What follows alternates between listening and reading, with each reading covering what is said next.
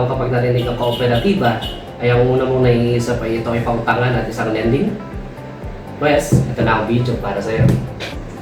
Ano nga ba ang kooperatiba? Ang kooperatiba ay isang samahan ng mga taong nagtutulungan.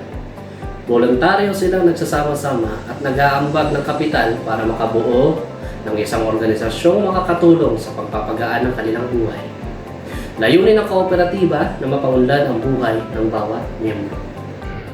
At isa na rito ang Treasure Link Cooperative Society, kung saan nagsimula ito sa Sagada Mountain Province at naging pinakabatang billionaire co-op sa Region CAR.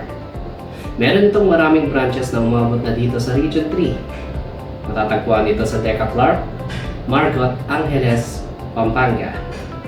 Narito ang mga serbisyo tulad ng money transfer, loans, deposits, IT services, training services, laboratory cooperative, insurance, other allied services like Cebuana, Western Union, at iba pa.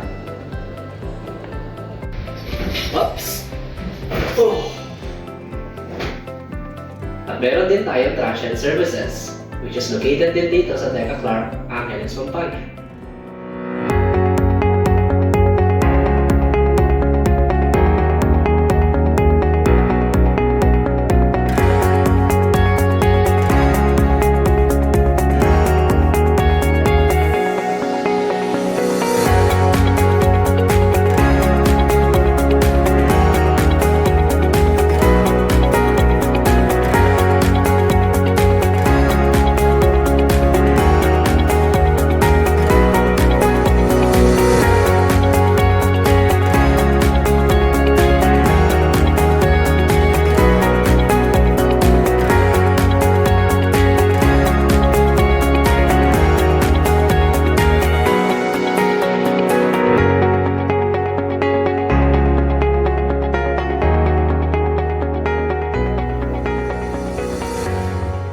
At kung kailangan nyo ng pera, samahan nyo ako. Turo ko sa inyo, malapit dito sa may transit, ang ATM.